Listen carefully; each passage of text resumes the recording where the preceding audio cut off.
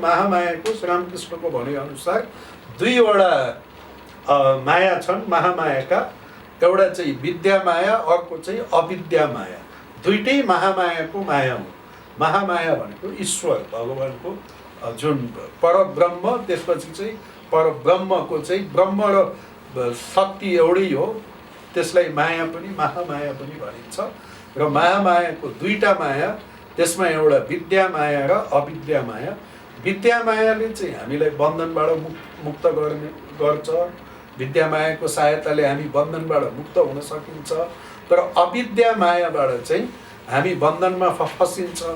अर्को ठाउँमा एउटा उदाहरण दिनुभएको छ, जस्तो अविद्या माया रूपी काँडालाई विद्या माया रूपी काँडाले निकाल्न पर्यो। जसरी हातमा कतै खुट्टामा काँडा घोच्यो भने हामीले त्यो गड्यो भने काँडा, त्यही रुखबाट हामीले अर्को काँडा टिपेर पहिला गडेको काँडालाई हामीले निकाल्छौँ। अनि जब त्यो काँडालाई निकाल्छौँ त्यसपछि दुईटै काँडा हामीले फाल्छौँ, कुनै पनि काँडालाई राख्दैनौँ। त्यस्तै प्रकारले अब यो अविद्या मायाको जुन हामीमा चाहिँ अविद्या मायाको प्रेरणाले गर्दा हामीले नराम्रो काम गरिरहेको छौँ, त्यो अविद्या माया रूपी काँडा, त्यो नराम्रो संस्कार, त्यसलाई निकाल्नको लागि विद्या माया रूपी जुन चाहिँ विद्या मायाभित्र चाहिँ अवतार पनि विद्या मायाभित्र पर्यो होइन। जति पनि राम्रो देखिन्छ त्यो विद्या माया भयो। अनि त्यो विद्या माया रूपी काँडाले अविद्या माया रूपी काँडालाई निकालेपछि दुईटै काँडालाई फालेर त्रिगुणातीत, त्यो राम्रो नराम्रो भन्दा माथि उठ्ने, त्यो हाम्रो चिन्तनको त्यो धारा हो। र दुईटै काँडा वास्तवमा दुईटै अविद्या माया र विद्या माया एउटै वस्तु त हो। त्यो त एउटै महामायाकै दुईटा हो होइन। जुन सिँढीले हामीलाई माथि जानलाई मद्दत गर्छ, जुन सिँढीबाट हामी छानामा जान सकिन्छ, त्यही सिँढीबाट हामी तल झर्न पनि सकिन्छ।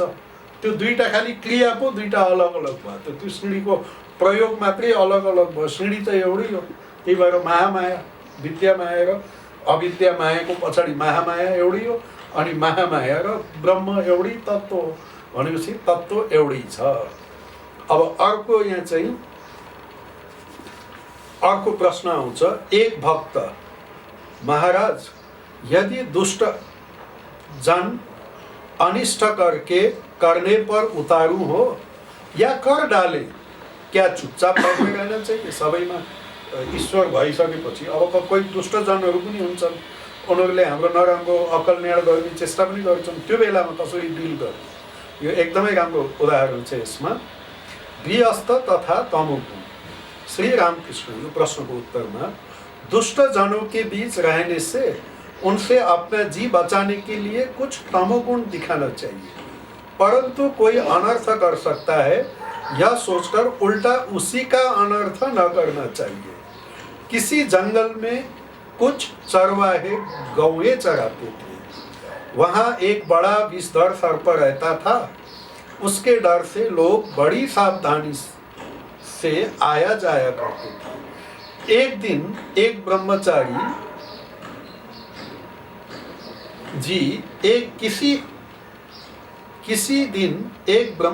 जी उसी रास्ते से आ रहे थे।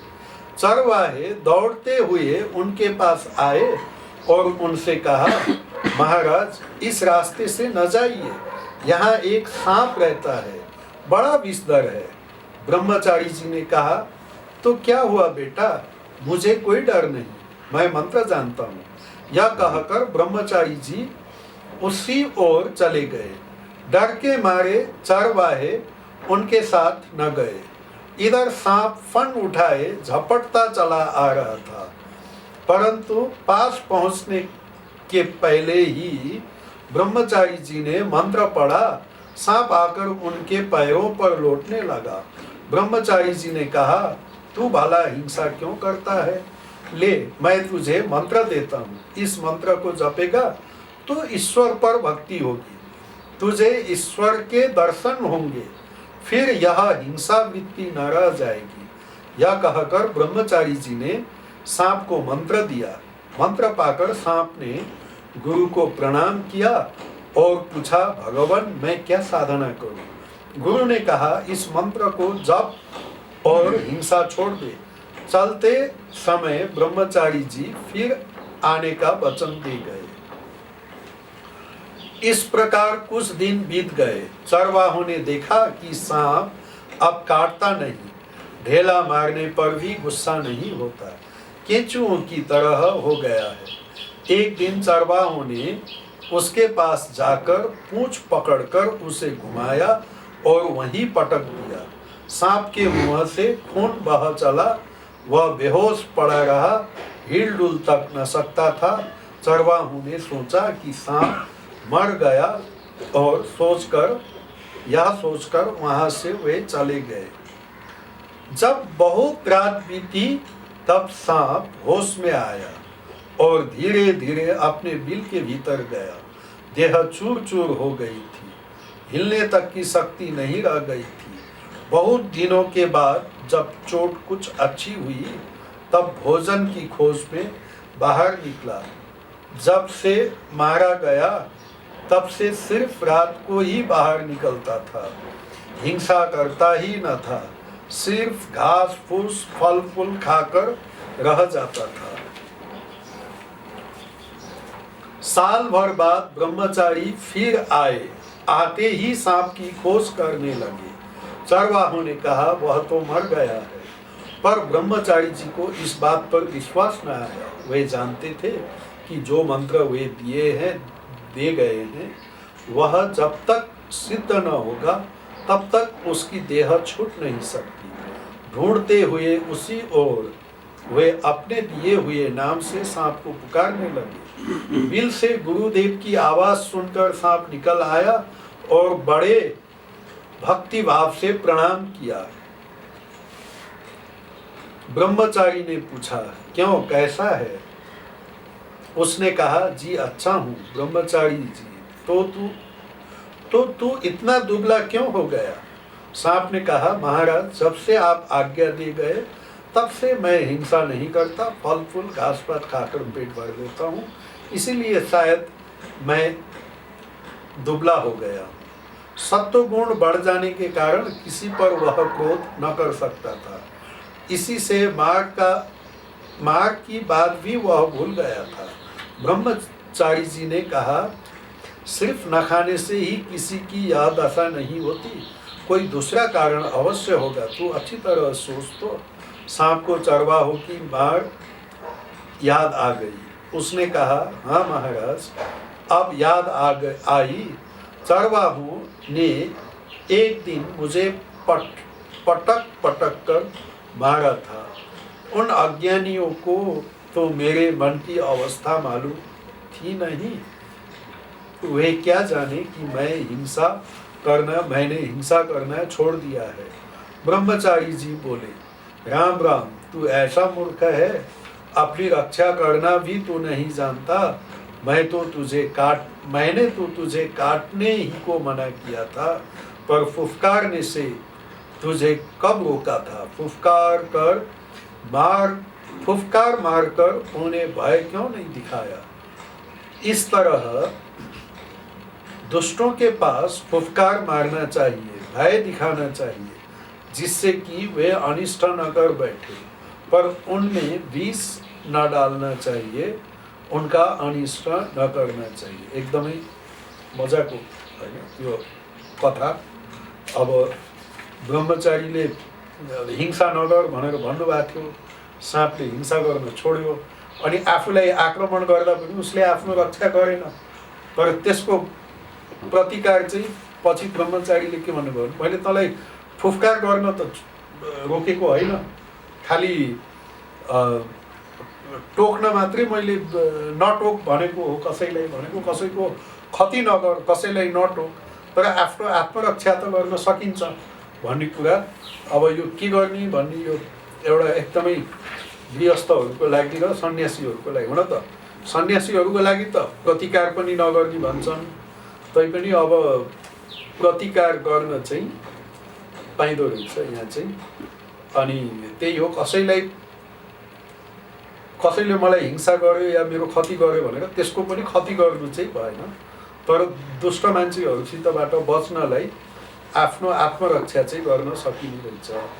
डर देखाउन चाहिँ सकिँदैछ भनेपछि टोक्न भएन, फुङ्कार गर्न चाहिँ भयो। अनि भिन्न भिन्न स्वभाव, क्या सब आदमी बराबर है? तो यहाँ यो कुरा है। श्री रामकृष्ण, परमात्मा की सृष्टि में नाना प्रकार के जीव जंतु और पेड़ पौधे हैं।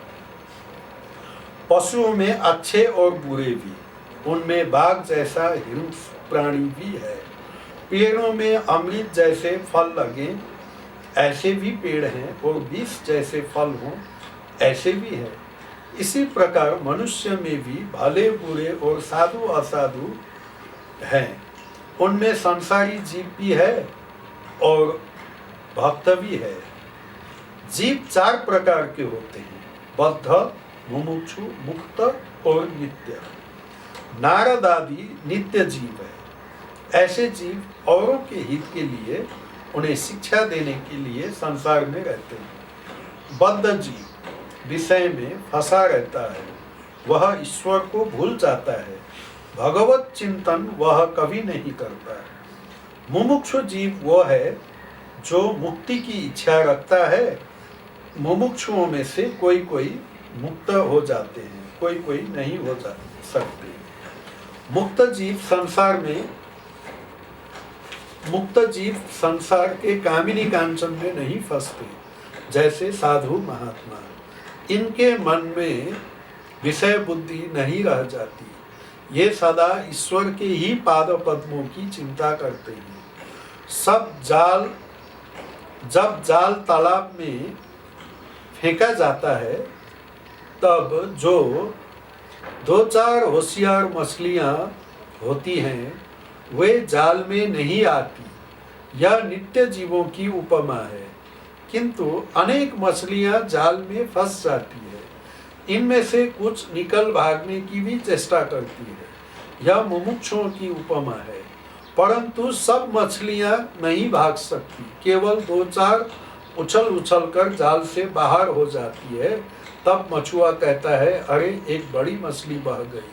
किंतु जो जाल में पड़ी है, उनमें से अधिकांश मछलियां निकल नहीं सकती, वे भागने की चेष्टा भी नहीं करती। जाल को मुंह में फांसकर मिट्टी के नीचे सिर घुसेड़कर चुपचाप पड़ी रहती है और सोचती है, अब कोई भय की बात नहीं, बड़े आनंद में है।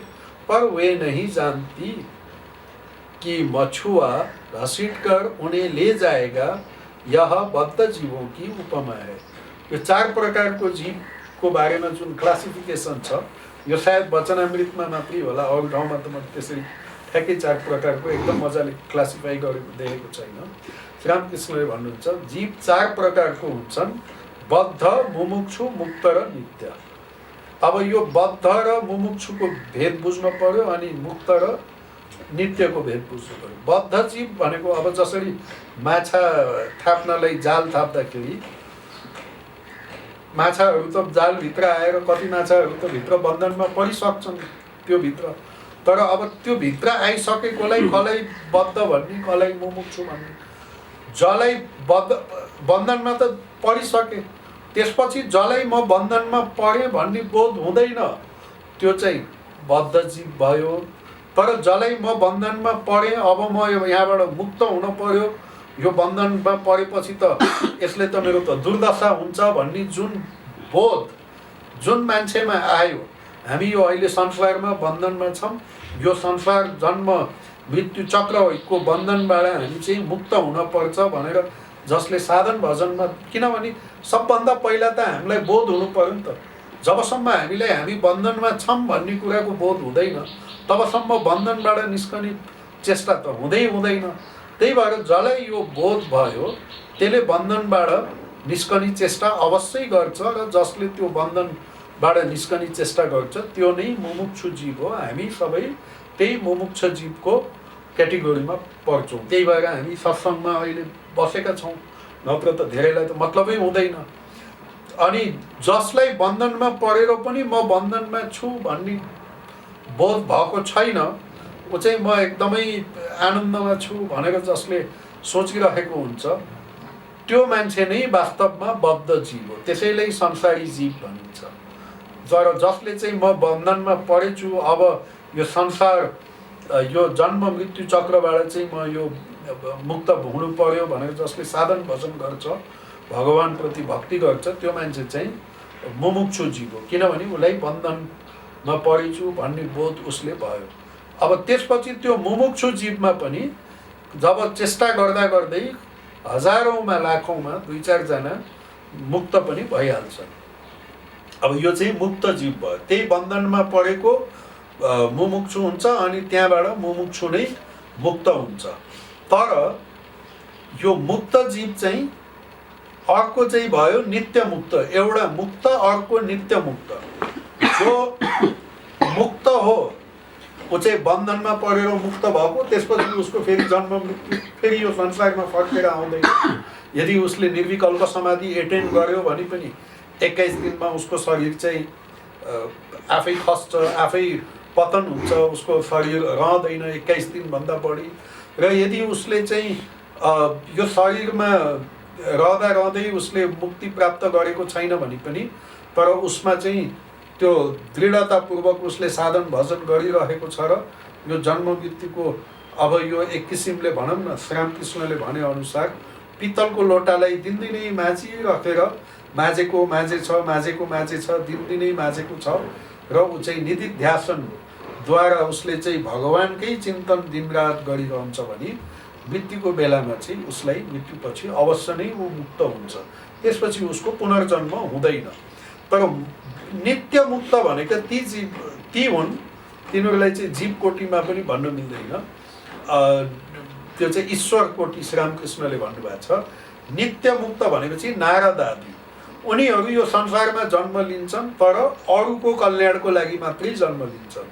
जस्तो अवतार पुरुषहरू, साधारण मान्छेले मुक्ति प्राप्त समाधि, निर्विकल्प समाधि अथवा मृत्युपछि एकदमै भक्त हो भने, भगवानको चिन्तन गर्दै शरीर त्याग गरेको छ भने ऊ मुक्त हुन्छ। त्यसपछि चाहिँ फेरि यसमा पृथ्वीमा उसले जन्म लिँदैन र त्यो निर्विकल्प समाधि एटेन्ड गर्यो भने पनि त्यहाँबाट ऊ फर्केर आउन सक्दैन। तर नित्य मुक्त आफ्नो खुसीले जतिखेर पनि निर्विकल्प समाधिमा जान सक्ने, जतिखेर पनि निर्विकल्प समाधिबाट साधारण भूमिमा फर्केर आउन सक्ने। र अर्को उनीहरूले चाहिँ जबसम्म उनीहरूको मनमा अपार एकदमै त्यो दया भएको हुनाले, दयाले गर्दा संसारप्रति, संसारको मान्छेको पीडाले आफू पनि पीडित भएर उनीहरू चाहिँ यो संसारमा फर्केर आउँछन् अरूको पीडा दूर गर्नको लागि।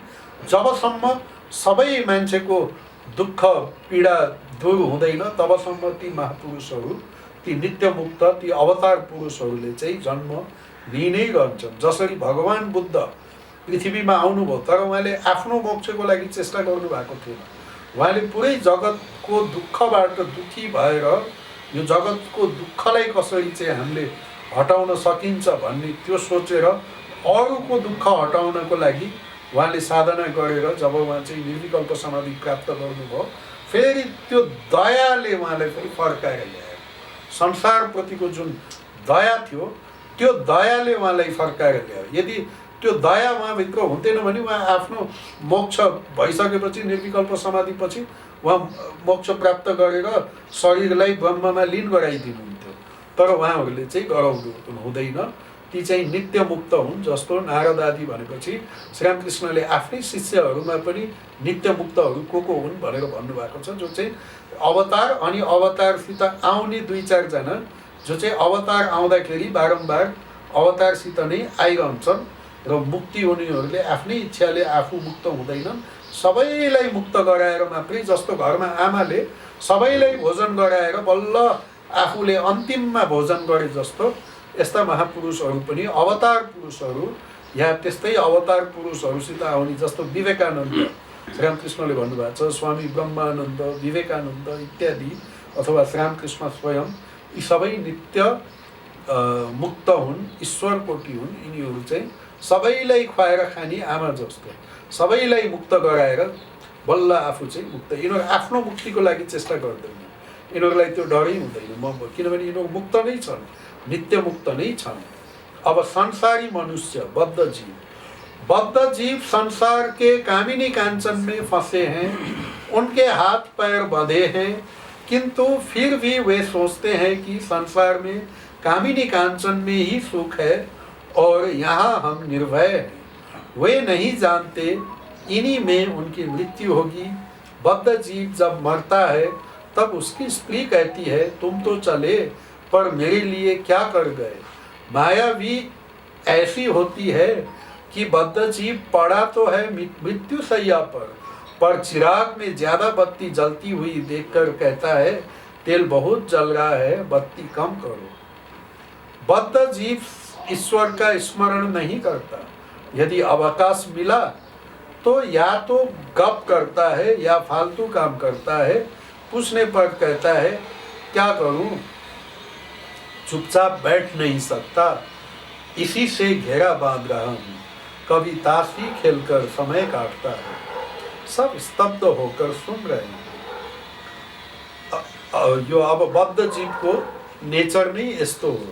ऊ चाहिँ कामिनी काञ्चन सुखमा नै रहिरहेको हुन्छ, त्यसैमा आफ्नो सबै सुख त्यसैमा छ भन्ने उसले सोचेको हुन्छ। ऊ चाहिँ जब फेरि उसको अवस्था पनि यस्तो हुन्छ कि अब मर्ने बेलामा पनि उसले त्यो संसारबाट मुक्त हुन सकेको हुँदैन। संसारप्रति उसको आसक्ति रहिरहेको हुन्छ। अनि उसले समय पाएको बेलामा पनि भगवानको नाम लिँदैन, नचाहिने कुराहरू गरेर आफ्नो समय व्यतीत गरिरहेको हुन्छ। अनि एक भक्तले सोच्छन्, महाराज, इस प्रकार के संसारी जीवों के लिए क्या कोई उपाय नहीं है। श्री रामकृष्ण, उपाय अवश्य है। कभी कभी साधुओं का संग करना चाहिए और कभी कभी निर्जन स्थान में ईश्वर का स्मरण और विचार, परमात्मा से भक्ति और विश्वास की प्रार्थना करना चाहिए। अर्थात उपाय त छ, जस्तै बद्ध जीव भए पनि उपाय त छ। सबभन्दा पहिलो उपाय के रहेछ भन्दा साधु संग, कभी कभी साधु संग करना चाहिए और कभी कभी निर्जन स्थान में ईश्वर का स्मरण और विचार, परमात्मा से भक्ति और विश्वास की प्रार्थना करनी चाहिए। विश्वास हुआ कि सफलता मिली। विश्वास से बढ़कर और कुछ नहीं है। विश्वास, केदार के प्रति विश्वास में कितना बल है यह तो तुमने सुना है ना। पुराणों में लिखा है कि रामचंद्र को, जो साक्षात पूर्ण ब्रह्म नारायण है, लंका जाने के लिए सेतु बांधना पड़ा था, परंतु हनुमान राम नाम के विश्वास ही से कूदकर समुद्र के पार चले गए थे। उन्होंने सेतु की परवाह नहीं की। सब हंसते हैं। किसी को समुद्र के पार जाना था। विभीषण ने एक पत्ते पर राम नाम लिखकर उसके कपड़े के खूंट में बांधकर कहा कि तुम्हें अब कोई भय नहीं, विश्वास करके पानी के ऊपर से चले जाओ। किंतु यदि तुम्हें अविश्वास हुआ तो तुम डूब जाओगे। वह मनुष्य बड़े मजे में समुद्र के ऊपर से चला जा रहा था। उसी समय उसकी यह इच्छा हुई कि गांठ खोलकर देखूं तो इसमें क्या बंधा है। गांठ खोलकर उसने देखा तो एक पत्ते पर राम नाम लिखा था। ज्यों ही उसने सोचा कि अरे, इसमें तो सिर्फ राम नाम लिखा है, अविश्वास हुआ कि वह डूब गया। जिसका ईश्वर पर विश्वास है वह यदि महापातक करे, गो ब्राह्मण स्त्री हत्या भी करे, तो भी इस विश्वास के बल से वह बड़े बड़े पापों से मुक्त हो सकता है। वह यदि कहे कि ऐसा काम कभी न करूँगा तो उसे फिर किसी बात का भय नहीं। यह कहकर श्री रामकृष्ण ने इस मर्म का बंगला गीत गाया। दुर्गा दुर्गा अगर जपूं मैं, जब मेरे निकलेंगे प्राण, देखूं कैसे नहीं तारती, कैसे हो करुणा की खान। गो ब्राह्मण की हत्या करके भी मदिरा का पान, जरा नहीं परवाह पापों की, लुंगा निश्चय पद निर्माण। अर्थात विश्वास, दुईटा कुरा भनिन्छ। एउटा चाहिँ गुरु वाक्यमा विश्वास र अर्को शास्त्रमा विश्वास। यो दुईटा विश्वास छ भने त्यसैलाई श्रद्धा भनिन्छ। किनभने कतै न कतै सुरुवात त विश्वासबाटै गर्न पर्यो। तर गुरु वाक्यमा विश्वास अनि हाम्रो शास्त्रप्रति विश्वास, त्यो विश्वास छ भने जस्तै ठुलो पाप कर्म गरेको छ भने पनि त्यो विश्वासले गर्दा भित्रबाट म चाहिँ भगवानको शरणमा आएको छु, मैले भगवानको नाम लिएको छु, यदि मैले कुनै ठुलो पाप पनि गरेको छु भने त्यो पापबाट मुक्त हुन सक्छु। अनि गो ब्राह्मण स्त्री हत्या, यस विषयमा मैले धेरै सोच्दा यो ब्राह्मण हत्या गरेर किन पाप हुन्छ? किनभने जीव हत्या त सबै पापैको कुरो, कुनै पनि जीवलाई हत्या गर्नु। तर त्यसमा पनि अब मान्छे त उच्च कोटिको जीव भयो, पशु हत्या भन्दा मान्छेको हत्या गर्दा धेरै पाप हुन्छ। किनभने मान्छे चेतनशील प्राणी र अर्को कुरा मान्छेले चाहिँ भगवत चिन्तन गर्ने सक्ने शक्ति हुनाले र उसले चाहिँ भगवत चिन्तन र मोक्षको लागि प्रयास गर्न सक्ने हुनाले मान्छे त्यो पशुभन्दा श्रेष्ठ प्राणी हो। पशुको शरीर त भोग शरीर हो, उसले भोगभन्दा बाहिर त केही गर्दैन, उसको शरीर त योग शरीर होइन, तर मान्छेको शरीर योग शरीर हो। अनि त्यसले गर्दा पशु हत्या भन्दा मान्छेको हत्या, किनभने कसैले ब्रह्म ज्ञानको लागि चेष्टा गर्दै गरेकोलाई माग्दिन भने उसको मोक्षमा हामीले बाधा, मोक्ष हुने थियो त्यसमा हामीले बाधा क्रिएट गऱ्यौँ। ऊबाट एउटा मान्छे पनि मोक्ष भयो भने, मुक्त भयो भने ऊबाट धेरैको कल्याण हुन सक्छ। अर्को कुरा मैले धेरै सोचेर ल्याउँदा त्यो ब्राह्मण भनेको केवल जातिले या जन्मले ब्राह्मण होइन कि ब्राह्मण भनेको जसले रिसर्च गर्छ, वेद अध्ययन गर्छ, नयाँ कुराहरू ध्यान धारणा तपस्याहरूद्वारा नयाँ नयाँ ज्ञानहरूलाई उसले बाहिर निकाल्न खोजेको हुन्छ। त्यस्तो जुन ब्राह्मण हुन्छ, आजको दिनमा भनौँ भने अब रिसर्च स्कलर या प्रोफेसर या त्यस्तो बुद्धिमान मान्छे या जुन मान्छेले भगवत प्राप्तिको लागि चेष्टा गरिरहेको छ, उसले त्यो भगवत प्राप्ति गर्यो भने भनौँ न एक किसिमले जस्तो भगवान् बुद्धदेव, उहाँ जब तपस्यामा लीन हुनुहुन्थ्यो, उहाँले कसैले उहाँको हत्या गर्थ्यो भने त कति उसले कत्रो क्षति गर्थ्यो। एउटा साधारण मान्छेको हत्या गर्दा पनि हुन त जीव हत्याको पाप त अवश्यै छ, तर त्यो साधारण मान्छेबाट लोक कल्याण त हुने होइन। तर एकजना बुद्ध जस्तै बुद्ध बन्नको लागि जसले चेष्टा गरिरहेको छ होइन, त्यही भगवान् बुद्धले तपस्या गर्दा गर्दै कसैले उहाँलाई चाहिँ हत्या नै गर्थ्यो भने आज संसारले विश्वले के गुमाउनु थियो भनेपछि त्यो त अवश्य नै जघन्य अपराध भयो नि त। भनेको त्यो एउटा मान्छेको हत्या होइन रहेछ, त्यो एउटा ज्ञानको हत्या रहेछ। त्यही भएर त्यो दृष्टिकोणबाट हेऱ्यौँ भने ब्राह्मण हत्याको चाहिँ पाप भन्ने कुरा त्यो हो। यदि त्यो चाहिँ एकदमै सत्पुरुष छ, उसले ज्ञानको लागि निरन्तर चेष्टा गरेको छ भने त्यो मान्छेको हत्या हुनु भनेको त्यो वास्तवमा ज्ञानको हत्या हुनु, त्यो एउटा शरीरको मात्रै हत्या नभएर एउटा ज्ञानको नै हत्या हुनु, जसबाट पनि समाजको कल्याण भइरहेको छ। त्यस्ता महापुरुषहरूको शरीरको रक्षा गर्नु नै हाम्रो कर्तव्य हो, किनभने त्यही शरीरद्वारा विश्वको कल्याण हुन्छ र त्यस्तोको हत्या गर्ने भन्ने त प्रश्नै उठ्दैन। र ब्राह्मण भनेको पनि वास्तवमा त्यही नै हो, जो बुद्ध बन्न सकेको छ वास्तवमा त्यही नै ब्राह्मण हो, जो चाहिँ ब्रह्म अथवा त्यो हाइएस्ट ट्रुथ, अल्टिमेट ट्रुथलाई पाउनको लागि जो चाहिँ चरती, ब्रह्मचरती, जो चाहिँ त्यो हाइएस्ट ट्रुथको बाटोमा हिँडिरहेको छ, त्यो हाइएस्ट ट्रुथलाई पाउने बाटोमा हिँडिरहेको छ, वास्तवमा त्यही नै ब्राह्मण हो, त्यही नै ब्रह्मचारी हो।